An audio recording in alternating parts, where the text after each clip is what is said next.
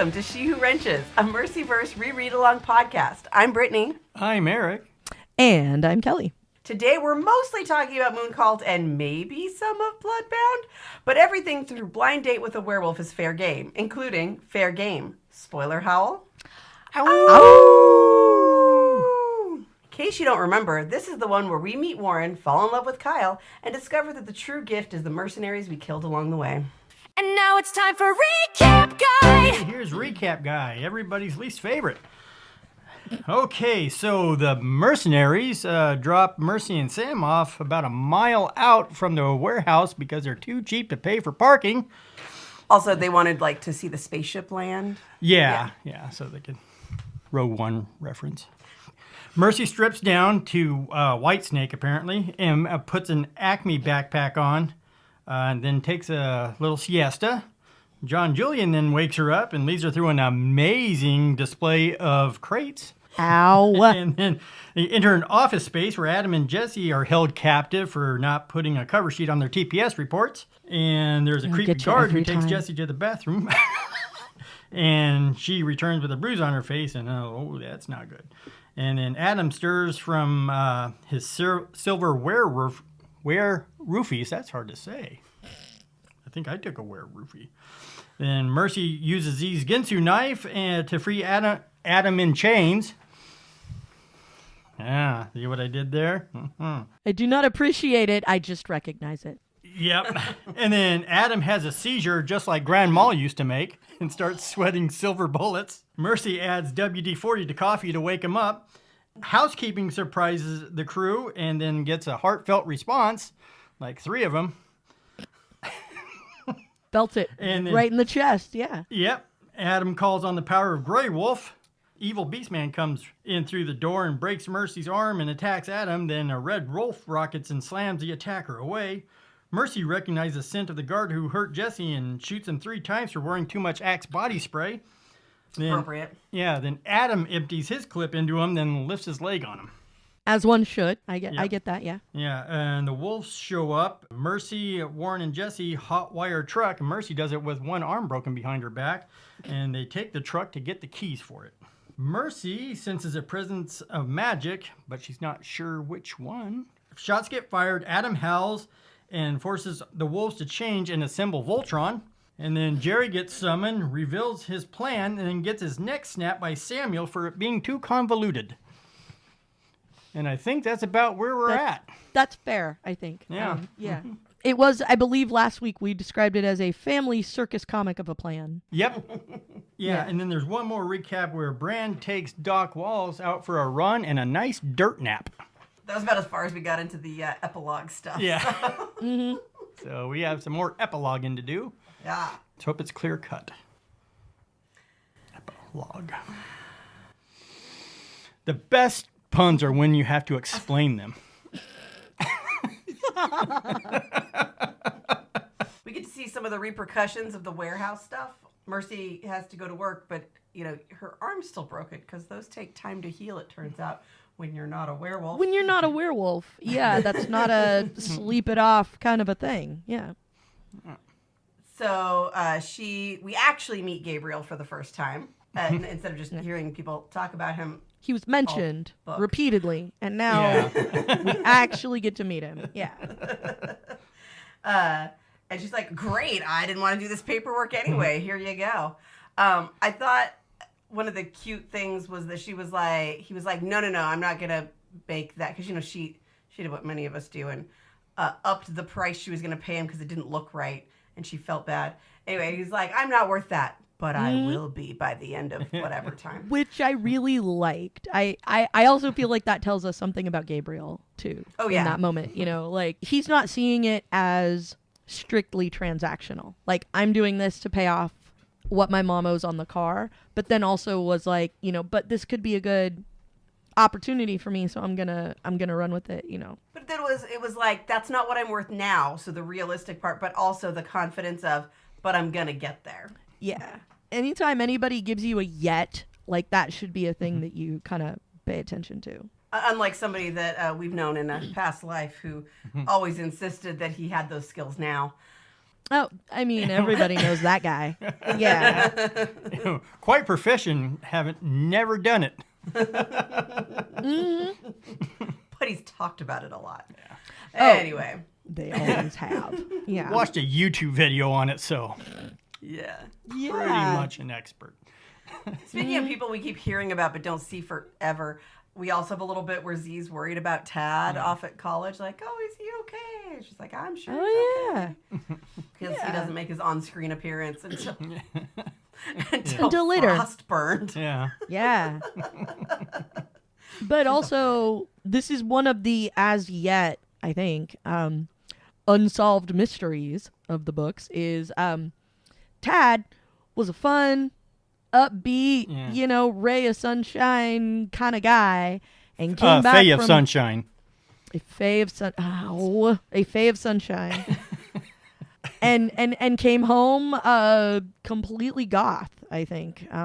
Yeah. He a grump. Yeah. Yeah. Getting a little of the grumps. He had a chemical romance apparently, and He came home College. taken after his dad a lot more than anybody Yeah. expected, I think, is kind of where we're at. Which is interesting because we only hear tale about the other one. Because again, other than a phone call, we don't actually meet him until Frostburned, which is post honeymoon. Yeah. oh really? Yeah, Oh. yeah. It's a minute. I thought he popped Like, up I in the don't next know that book, we're but getting I to don't. Frostburned this year in 2026. It's a tad bit late. Oh no, I actually bet against us getting to Frostburn. Anyway, The thing with him is that, like, we keep hearing about this. That's the reason I sort of yeah. remember it Yeah. is we keep hearing something happened while he was gone, and we'll never know Yeah, what Mercy it is. wants to get to the bottom. Get like, whoever what- yeah. did it, and Yeah.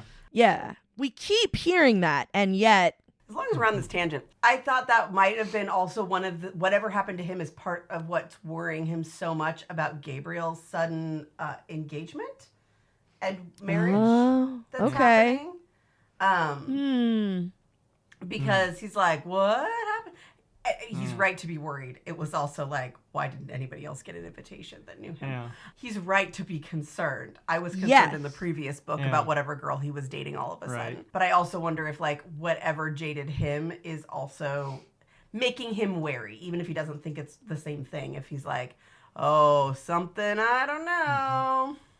Oh, I could see it being similar. Like maybe he was on the verge of getting engaged or something at college, and something changed, and was like, "Oh no!" And then Gabriel, and he's like, "I've been down this road. I know how this ends. This is not good Yeah. for anybody." So It is literally his job to keep Jesse safe. But yeah, but maybe something like that I could see, like maybe being an issue that they're debating about or whatever. But this is one of those things that I feel like we've heard about it enough in a non-humorous way. Like, this isn't Norm's wife on Cheers, right? Like, this isn't a running bit about somebody you're never gonna see. Like, I feel like We it's do gonna see it. end up addressed eventually. No, I mean the thing. Like oh, Taz, yeah, we've continued to talk about it and mention it, and it's come up over and over. when we see whatever nonsense happens with Gabriel's wedding or aftermath of it or whatever, I assume that it will come out in that. But I don't know. I also know that she has backstories that she's not sure if she'll ever mention in the book, so maybe we're just being teased. What are your other names, Sherwood? Wink, wink.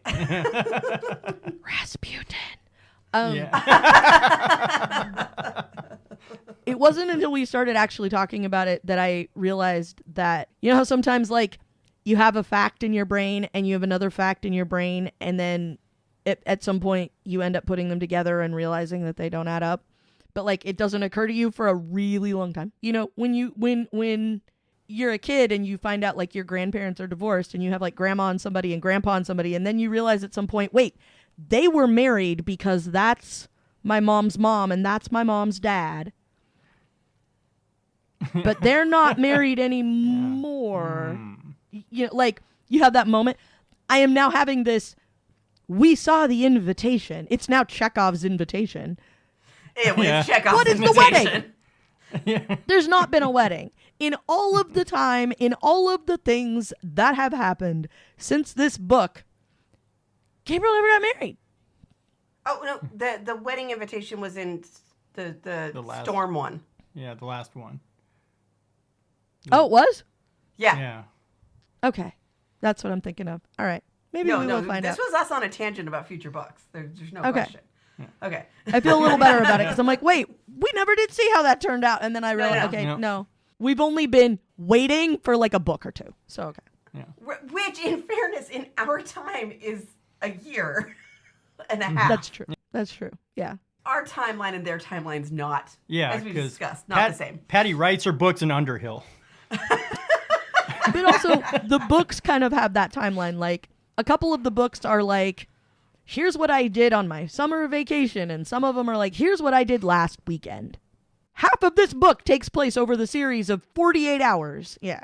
Yeah. And what's the timeline between the books? Like, That we'll too. get to it shortly, but like, one of the longer ones is between Moon Called and Bloodbound. And part of that is that the cadence was new, but also part of it was Mercy had to heal stuff. Yeah. I mean, now they probably have eye pagers and everything. They had to bring the pagers in. That's what Apple needs to capitalize on. You need to get an eye pager. We have it. It's called the walkie-talkie feature on our watch. Oh. So the first thing we hear Gabriel say after, like, as he's greeting his first customer is, Hello. hello. And it's Jesse he's talking Yeah, to. what have we here? Apparently Hey. he's into the short glitter-tipped hair. One That thing I have was- appreciated about these is the evolution of Jesse's hair across the Oh, yeah. He's the like, series. Yeah. You certainly belong here with us among the wrenches. Oh no. That hurt my head. It actually hurt. The Empire Strikes Back. Oh. I'm full of them today. Oh. Yeah. I know. Out of the pack. I'll see. Get your coat. Now that I've sidetracked us. We realized that Jesse should never assume that just because somebody's gay means they have a particular set of skills. And I don't know why she asked Warren to cut her hair in the first place, but okay. Kyle would have been a better bet anyway, but whatever. I'm not saying he can cut hair. I'm just saying, if you're asking the cowboy or the lawyer, I'm going to go with the lawyer. Well, to be fair, Warren is quite old, and you think he might have cut a Picked hair up or two. how to cut women's hair in that time? If it only needs to be short, I mean, like he was home on the range for quite a while, as we've been led to Yeah. believe. Like, I would feel pretty secure thinking that fella's probably capable of cutting his own hair. His own, sure. Yeah. But a 16-year-old's? Girls? Well, Maybe not. it's always about to change, so it's not like it's necessarily a Jesse's right. tragedy Yeah, if it's a yeah. bad haircut for Jesse. It would not surprise me in the least if she looked at it and went, Yeah. nah, and shaved it all Yep. off. Like, Yep. Yeah. yeah. Hey, Dad, you know how you got tired of me dyeing my hair? Watch this. All right. So what's going to happen with Jessie, this character we've come to care about and want to rescue and not see hurt? Well, turns out she's going to be staying with Dad for a while because she finally told her dad about all the crappy stuff her mom's been doing. Yeah. A character we will get to learn, we'll get to know and hate. Oh, yes. Hate so much. So she's going to stay for the summer and then we'll find out. And then the next book's in the summer anyway. And the first thing she does is come back to live with them. As a person who has a father who has made a questionable marriage decision in his past, I am here to tell you it's really fun to read about her. Ah, yeah. I mean, I enjoy hating her. Let's be clear. Very much. Very, very much. But, Like yeah. back in the day when I was reading Harry Potter, I really loved reading all the parts with the Dursleys because I enjoyed disliking them very much. Yes. Agreed. Yeah. I love me a Dursley. Yeah. Honestly, the only sad thing about getting to meet Christy is it made me realize all the things I could have done to the ex in question. You know, the blue shampoo would have been Yeah. amazing. If only we'd introduced you to that back then. Yeah. If only it had existed even right? Yeah. before pagers, let me say. Yeah. Because, teenage Kelly really could have used some inspiration like that. Yeah. I'm just going to leave it there. Jesse's like, hey, we're gonna take you out to dinner. It'll be great. And he's like, great, go away now, because you're whiny. That's fine now. Shoo. Oh, yeah, now here comes Tony. Yeah. Yeah. Cool he's it, man. The like, cops. Yeah. What's up? And she tells him the truth, like in a silly way. And he's like, whoa. Well, that must be terrible if you won't tell the truth about it. And I love when that works. Like I've seen Yeah. that. It's a like a common thing you see in stories sometimes. Like I'm just gonna tell you the actual thing, and you're gonna go, oh, haha. Yeah. Yeah. it was Funny. a tactic I might have employed more than once as a teenager. Oh, really? I was doing blah, blah, blah. And then I wasn't questioned about it again. Yeah. Yeah. It works. Just saying. I hope my children don't watch this. Yeah. Double parked in the Astrovan. I did learn to drive on an Astrovan, which can get up a hill, just Yeah. for the record, with the right engine. Gabriel comes in and sees Tony and loses his mind because apparently he thinks it's the school bully, even though he already knows Tony, proving how much his disguises work on everybody. But On the rest of the world, who is not Mercy. and Tony's like, "Hey, we found this thing for Mac. This was his name," and blah blah blah. She's like, "Yeah, I hadn't seen him since the last day he worked, and not alive anyway." Yeah. Then The dinner date. where Jesse mysteriously needs to stay home so that it's an actual date. Yeah. Yeah. I'm sick. And they're flirting, Bye. and Adam orders a fancy dessert. Mercy's like, oh, I'm not going to turn that down. I wouldn't order it for myself, but if you insist, Exactly. I'll eat that. Yeah. So they're having a little flirty, kissy stuff when Samuel comes out. Yeah. And I hope, listeners, that you are used to that and that you enjoy it, because this is the dynamic of their entire relationship until the heat death of the universe. This is always going to be the two of them. Oh, that they're Yeah. doing flirty stuff? Mm. Oh, okay. Yeah. I thought Yeah. that they were going to get C-3PO. Yeah, Samuel C-3POs. Oh, no, just the, will you pass the salt? Like everything Yeah. turns into a, Or- like you can hear the eyebrows wiggling when they say it thing. Yeah. Or the code word that isn't a code word of nudge. Yeah. It's not a code word if the whole pack was Everybody there for knows it. what you're saying. If the whole world knows Yeah. your secret, guess what, dude? Yeah. It ain't a secret. I would think a fella who had been in the military would understand operational security. OPSEC needs to be the barest minimum. And Yeah. this is not IT Kelly talking. This is just regular Kelly talk. If you were in the Army and you were of any sort of rank, then you had secret stuff. You know what secret stuff is. You know how to keep secret stuff secret. Not and all his- anymore. All his devices keep getting hacked because his password is nudge. Yeah. And he was, oh, dude. Like, he was alive in the era of loose lip sink ships and apparently does not understand that the SS Pack is heading for an iceberg. Dude. All right, hold on. Let me get down off my soapbox now. Okay. Yeah. Wonder what they're going to go do. Gee willikers, if only know. we could guess. We'll throw him off and just use wink. Say no more.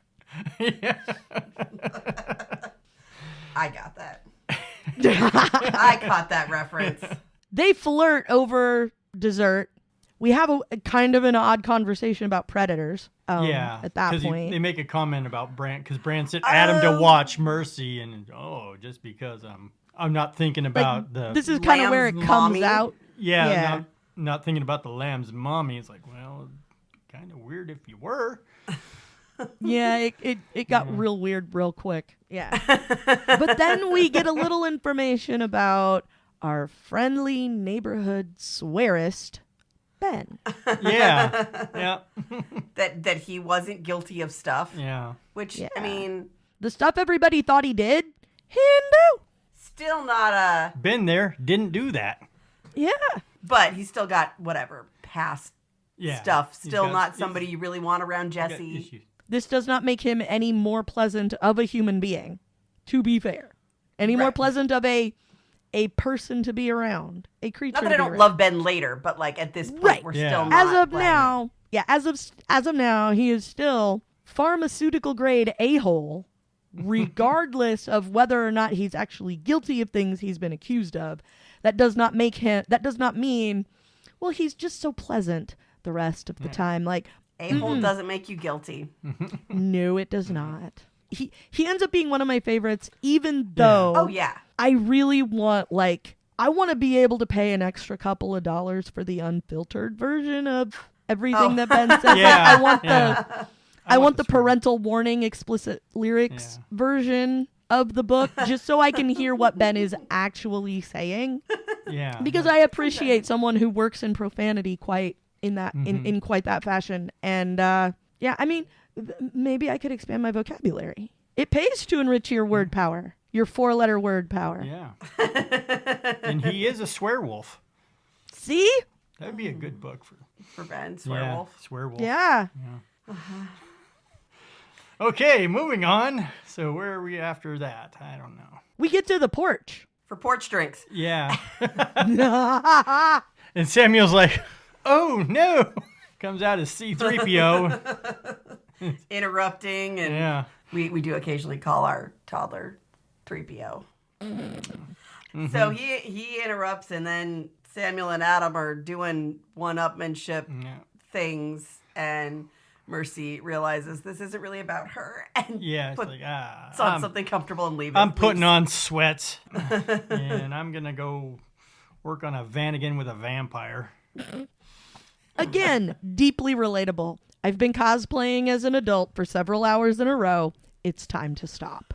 As far as I'm concerned, this is a very, very much a thing that is very dear to my heart. Like, yeah, I went and put on some nice clothes and got all gussied up to go do a thing. Okay, I've been an adult long enough. I'm going to go put on some sweats and play Nintendo. Thank you. So yeah, she's gonna go work with Stefan, who is like, yeah, that sounds like exactly the kind of thing you get into. I like that his reaction to the whole thing is very, it's very on brand for you.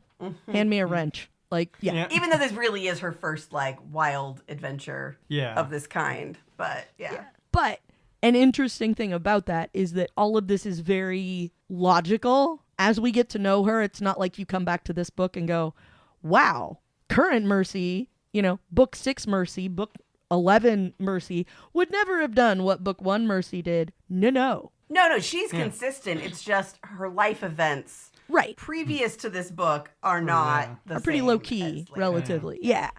But that is the thing I appreciate about her because I have been involved with book series, TV series, etc., where all of a sudden, just to shake things up, we get somebody doing the exact opposite of what you've known them to do all along.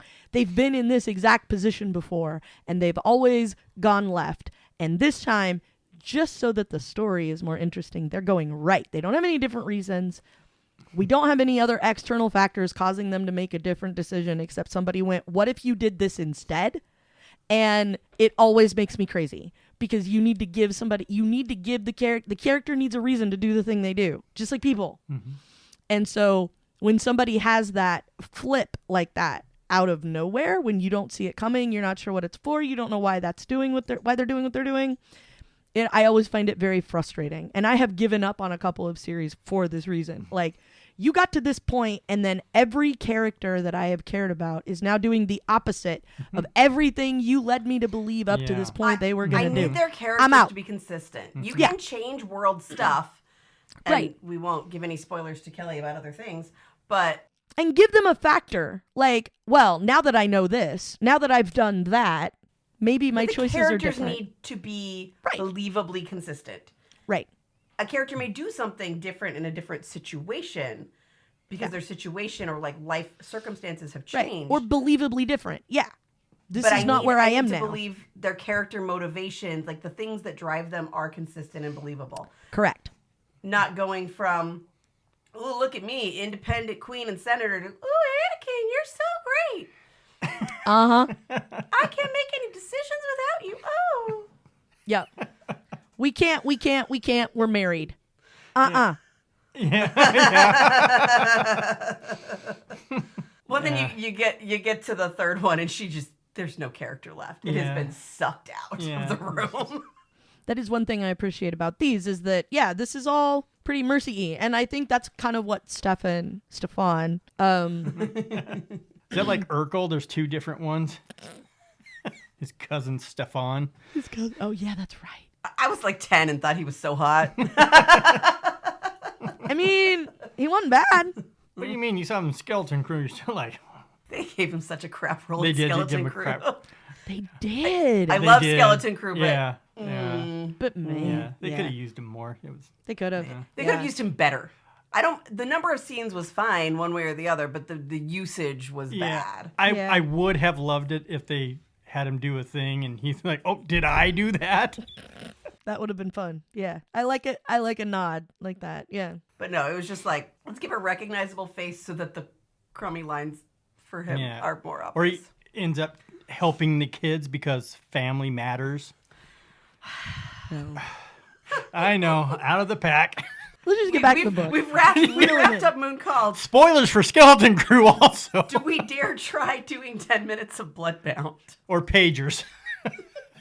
I think we just kind of maybe we should just wrap this one up. Like, you know, Yeah, we don't get- like overall, because this was the one I think I read first when you were like, "Hey, you're from that area. Like, here's some fun books. Maybe check them out. Here's the first one," and I went and checked it out and enjoyed it. And what I liked about it was the gradual of it. Like, we're gonna meet somebody. Here's who she is. Here's what she does. Here's her deal, and then I liked how it unfolded, like the world building of it and all of that. I really enjoyed getting into that, like the first time through, which is way more recent for me than it is for you, obviously. But like I did enjoy this, and it did make it so that I was actually interested in reading more of these books and not just not like that was fine. Like I kind of wanted to find out what the next thing was that was going to happen. I enjoyed that. Eric, I think you came to them probably after Brittany did too, right? Yeah, because she's the one that introduced me to him. And that's Yeah. normally not my jam, that kind of book. But, you know, the coyote who's a mechanic and lives in a trailer. I'm like, okay. And it was well written, the mechanic part and trailer. Though me and Brittany have been discussing, it's a single wide trailer and 3 bedrooms. No. That's not a thing. You have to have a double wide. Yeah. I grew up in a trailer, single wide, 2 bedrooms. You can't put a third in there. Max. This is mostly from the very start of Bloodbound that we started going on about this, but like Yeah, we're it's like, a single wide, and she's like, yeah, I gave him the larger of my 2 spare bedrooms. It's like No. not in a single wide. You're No. not. Stefan sleeps in her closet, and he's a tall guy and can be stretched out. No, Double wide, baby. Yeah. like I'm sorry, it's not a single wide. He can Like, it sleep. just can't be. It's not. Standing up at an No. angle not in one of the TARDIS single closets. Yeah. There it is. Yeah. Yeah, no. This is not a single Yeah. wide situation. There's no way. I mean, I'd like to find a trailer like that. Don't get me wrong, but Wouldn't we all? yeah. Man, I dreamed of a double wide. Luxury. Yeah. Yeah. I mean, jeez, double wide. Yeah. Oh, that was the dream. Yeah. Oh yeah, still is. It is actually about the square footage of our Yeah. house. Actually, what I would always like, no, I want a double high trailer. Yeah. That's what you need. 2 A single trailers. wide with an upstairs. Yeah. Yeah. Would look pretty good. They do great in the wind. Yeah, that'd be fantastic in Eastern Washington. Oh yeah. It's pretty far from my first reading of this book, so it's Right. definitely a blur. Also, I wasn't sleeping that much in grad school. But, like, I'll say, having been through a lot more of them now, this is not my favorite, like, climactic battle scene. Oh Like, yeah. there's a lot of waiting, and although we're not forced to do the waiting, like, my imagination fills in a lot of waiting. And like it's not my favorite, but I liked it. And it's a first one. Like, it is the introduction. I kept going. It lays a solid groundwork for... Yeah. Because we do meet a lot of people, but not in depth. Like, we meet Charles, but there's not a lot about him, other than he's terrifying. It's fun and low stakes. Like, it ends on sort of a jokey note. Like, it's a very... There's a reason we listen to them a bunch, and they're very comfortable books. Yeah. Mm-hmm. They're fuzzy. Yeah, I like the...